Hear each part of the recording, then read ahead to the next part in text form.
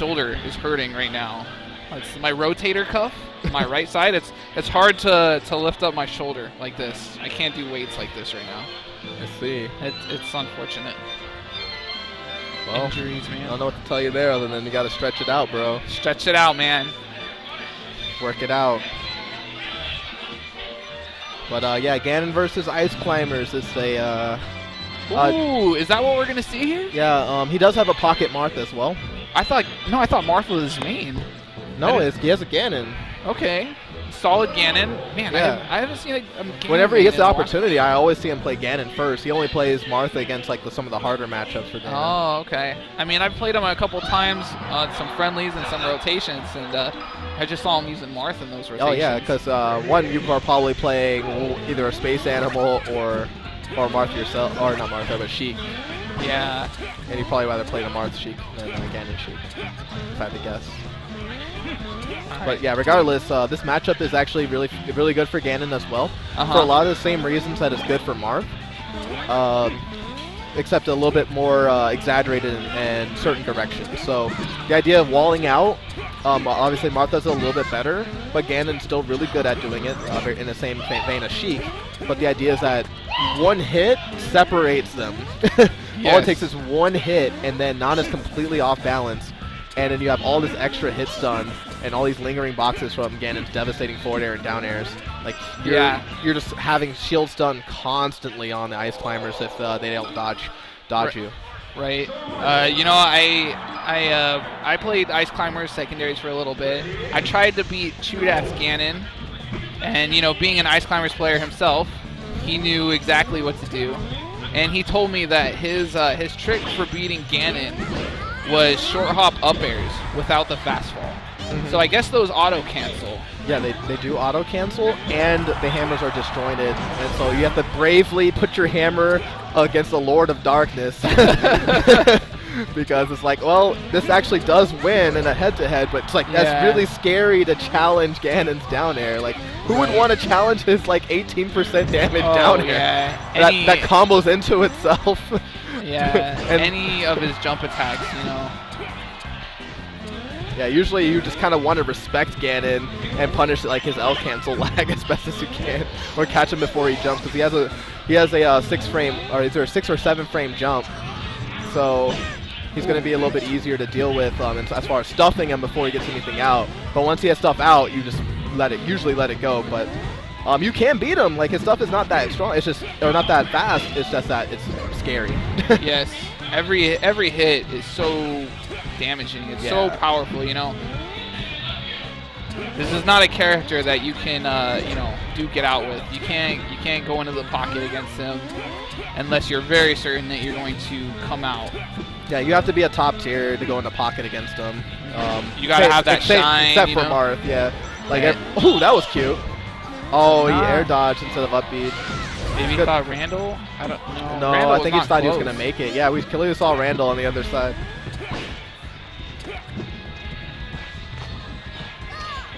There we go. He closes that out.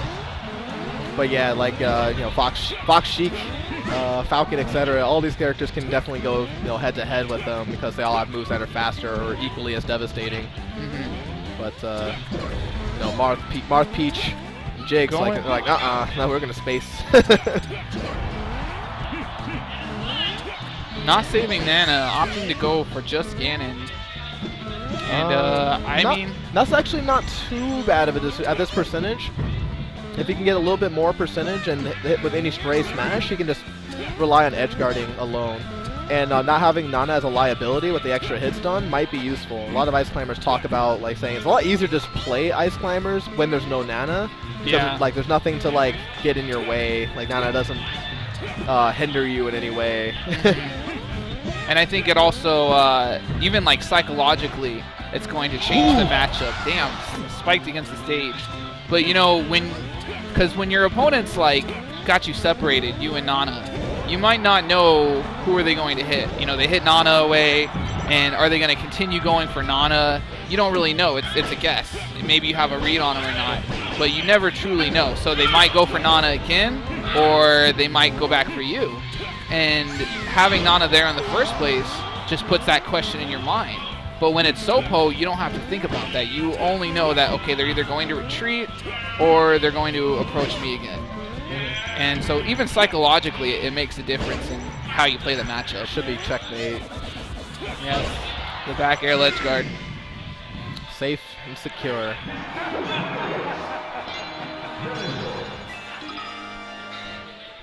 So yeah, there's definitely a struggle for ICs because they have to make a series of assumptions and risks in order to get in on Ganon. Well, that was a weird combo. Had a back air forward smash, but desynced. Not sure if that was intentional or if he's actually that godlike. So, oh no, he went for a really aggressive edge guard and lost Nana in the process. The thing about Nana AI, She'll go for Randall. She'll always try to go for Nana. For Randall. Or not for Nana will always try to go for Randall on recovery. Yeah. Down tilt. That is not a move I see often. Yeah, down tilt. Yeah, it's not really used, but I don't think it's not that bad. It's just not great. It doesn't lead to any true combos, but it pops them up and can give you position advantage. Yeah. I mean, it looked like a good setup for back air. Oh, kind of flipping. Vitro shaking his head, not happy about that. But who would be happy losing a stock? But you know, it's not about being happy. It's about accepting it for what it is. You know, sometimes you'll see the player shaking their head after they lose a stock. And, you know, they shake it horizontal or vertical. Yeah. When you got that vertical head shake, you're like Dr. Pee-Pee, and you're accepting that, okay, what they did was that's going to kill me. And you got to accept it, really. You got to accept it and move on. Take that information and learn from it and use it to make your next reads. But if you're shaking your head no, you're kind of denying what you think that they did. There's a move we haven't seen this set before. It'd be safe on shield. Mostly. It's still kind of... It's mostly safe, but it's not... It is... No, it's a little far. I think it might... There, that's better. It was. Okay. Oh, got the... Oh! Man, the crowd's getting hyped for these. Oh! Again. He needs to learn. He needs to trust that up B. Yeah. Oh, another... Oh! Risk it all. He'll take it. Even though he had 0. Like, it was a terrible trade. But whatever. I think he's confident in the last stock. Yeah.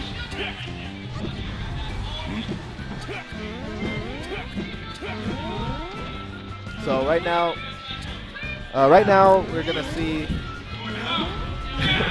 We're just gonna see Ganon just spacing aerials, hoping to catch Nana slipping, so he can just neutralize the problem and then go for this 1v1. No, that's not good. Oh no. And he messed up. He should have did down air. Yeah, and repeat the down air a few times until you get the perfect spacing for your down smash, where he goes just a bit over and can't tech anymore. No. Oh no, again. He dropped this down smash edge guard again. No, Ganon is heavy. What are you standing up for? What are you raising your arms for? And here we go.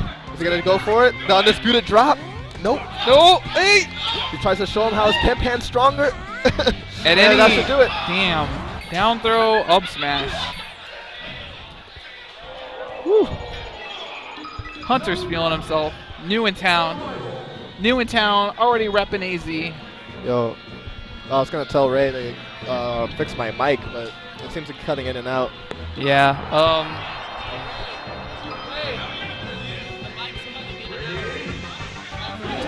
Just turn the volume up a little bit on his mic.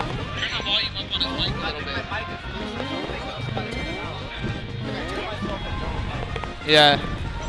So anyways, okay, technical difficulties aside.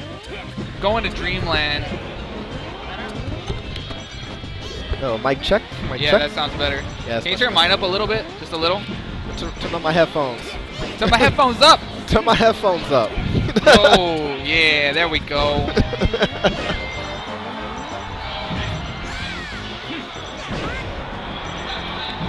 Alright, so, no, he messed up on his edge guard, and Ganon was a little too low anyway. Well, at least he got a little percentage. Yeah, it was definitely a good look. He can do that, you know. Protect the ledge from being ledge hogged with that up air. Generally, that's good. And no touch. Oh no, he went for another back air. Should have gone for anything that he could. Alright, well he was able to close this time, so we're restarting. Oh no. Forward me? No. Another down air. See, oh my goodness. 60%. 3 down. 3 down airs. Oh man. Yeah. Smack. Oh no, he's not. He should be doing the reverse up airs. He should be, yeah, either reverse up airs or just grabbing. Like when you know you're gonna be too slow, go for the grab combo. Ganon has those too. Yeah, he does. Just go for your guaranteed punish. Don't. If you have any doubt in your mind that you could mess this up, then go for the thing that's gonna make you miss the least. Like don't squander your opportunities. Uh-oh. Oh, no. He went for, I think that was a mistake. I think he wanted another down air. Another down air, yeah. Yeah, because that one, I'm pretty sure that would have caught the ICs again as he was trying to save Nana. Or even if he didn't, he would have got Nana again and got him separated. All these things would have been favorable. Oh, nice. He avoids the up airs. That was good back air. Got behind him and got behind their shield so he couldn't punish hard. Here we go, Ganon on ice. Unlocking. Seen a lot of good spacing on those forward airs. Ooh, got caught slipping with a bad DI. Saves this girl. Then again, Superman's her. Oh no, it doesn't know the AI. Hey. Yeah, that's one of those things. You got to know the AI there. Who knew? I probably would have made the same mistake. I'm not that good at fighting Nana's AI. Yeah, a lot of people do. A lot of times you just want to be patient, especially when the other person on their side. Nana's always going to go back. So you just kind of wait till she starts making the move to dash. At that point, she's not going to challenge you when she's in motion. Right, it's she's going to keep running. Yeah, when she's standing there, she'll fend you off. But when she's actually moving to a popo, that's when you strike. Right. And you strike where she's going to be, not where she's at right now. She's not going to dodge you, so like don't mind game yourself. Yeah, don't overthink it. Yeah, that combos. That combos. Ooh, nice back air.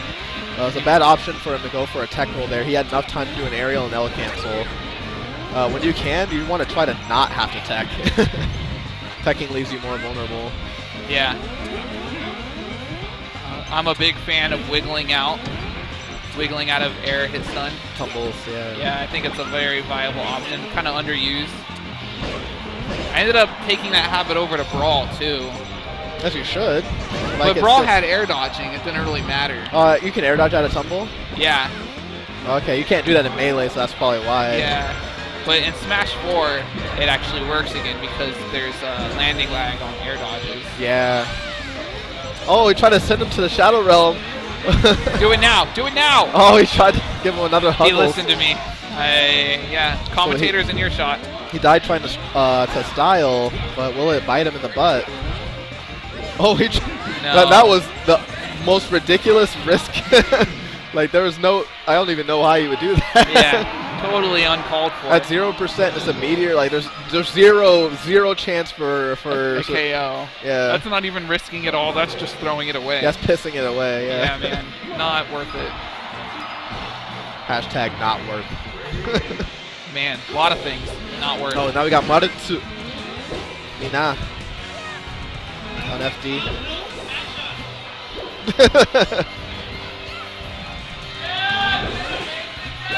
So yeah, down tilt is actually the what I call the low tier killer for Marth. Yes, I agree. It's really, really strong. Very few characters, unless they're like the fastest in the game, can really get around that down tilt and punish it. A lot of times you have to have airtight windows in order to punish it. So against ICs especially, the idea is you down tilt, and the only thing they can do to get around it is go for like an elaborate forward hop, forward air like setup. Just like raise their hammer over their heads, and you're like, all right, ISA forward smash. like unless they time it like beautifully. Wobble's got really good at timing it, but it's still a pain in the butt. Yeah, like that's such a hard thing to do. Versus my kind of throw out down tilts whenever I feel like it. Versus your very meticulously timed. Yeah, meticulously timed wave dash approaches and/or short hop forward air approaches. So first let me get the read on my opponent on winning down tilts. Now let me perfectly time this 20 frame approach. Yeah, with against his you know 4 frame margin of error, 4 to 6 frames or whatever it is. Yeah. I don't know. Needless to say, it's definitely loaded Marth's favor when he's down tilting. But the idea too is to make your down tilt so devastating that you don't even have to down tilt anymore.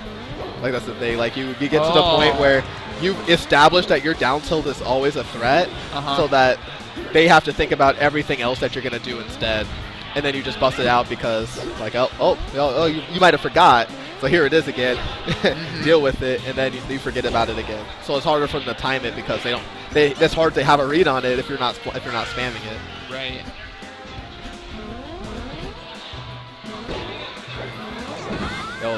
The bad down tilt there, that was shield grabbable, but the frame window is still tight, so he was able to push him away. VTS didn't have the foresight to try to grab that. So yeah, those were good down tilts. Unpunishable. Yeah. Beautiful down tilts. And those jabs are pretty safe, right? Yes. Down tilt ISA, the jabs are also extremely safe. They stuff the forward air approach as well. It's beautiful. I love absolute despair for characters. There's not much you can do about it. I mean, you can do stuff about it, but it feels like there's nothing you can do. That's the best feeling in the world. Like where it's like they're so frustrated, and they feel so hopeless. Like yeah, that's when you know you've won. Yeah. Yeah, and I think Vitro's showing he's playing this matchup right. Yeah, I do see him going for a lot of down tilts. He's not moving forward too aggressively. He's using his short hops in a more defensive manner, letting ice climbers run into them. Yeah, the only time he's playing it wrong right now is against Sopo, being a little bit too aggressive. Like, all right, like I think it's a mental problem that a lot of people have. They think that now that Nana's gone. gone. You naturally like relieve yourself, like you're just like you take a sigh of relief once Nana's gone, but you're getting hit by all kinds of random smashes now because you're kind of trying to go in on them. You still want to have the same strategy. You still want to down tilt, and you want to do more grabs now. Lots of 4B, lots of grabs against Sopo. Right. Lots of quick moves because they're going to be extremely defensive and look to counter hit you all the time. Right. So you just want to like nickel and dime them and push. Your idea is to push them off stage, force them to 4B, and get your damage, get them popped up.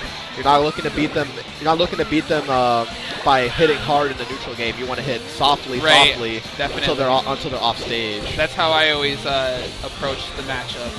As Sopo, I feel like Sopo is kind of more limited in his approaches, so I always play that one defensively.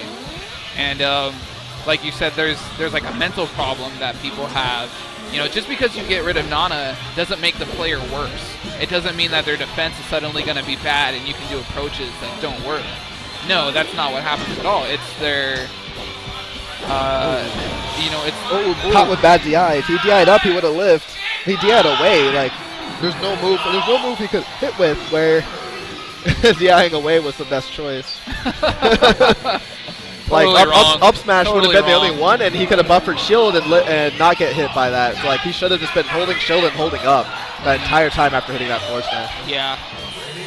That might just be a lack of experience. So okay, now we're going for a total change of pace here. Falco Sheik did not see this matchup coming. Yeah, and today I just learned that Sheik's up smash is invincible at her forearms and her head at startup. So when she's doing the rock? Yeah, when she's doing the rock, she's invincible. The arms are invincible. The diamond, yeah. Like when she throws a diamond in the sky, that's when she's untouchable. Go figure. By the power of Jay-Z, I shall not be hurt. All right. He's your boy. Young. But yeah, this is dramatically different. Like, these are all characters I actually have not seen either of these people play. Yeah, I was not expecting this matchup this set. But like they both just changed characters for like no goddamn reason. Well, you know, the ice club. Yeah, no, they definitely did. I don't know why. I guess what's he afraid of? Platform camping? It's just... maybe he didn't want to have to deal with that Marth again because it was so close. Decided to go Sheik. All right, I'm just gonna close out with Sheik. Sheik beats Ganon and Marth. Yeah. And so he's like, well, F that. I don't want to have to deal with this Sheik. I'm going to go space animal. I definitely see the response with Falco. If you have a pocket space animal against the Sheik, I would much rather do that than playing, you know. Yeah. or Ganon for that matter, playing a soft counter or playing against a soft counter. Right. So, but yeah, did not expect the Ice Climbers player to have a Sheik secondary. Yeah, actually, that's trending. Almost every Ice Seas player lately has been picking up a Pocket Sheik. I believe Nintendo did. I know Fly's been working on a Sheik.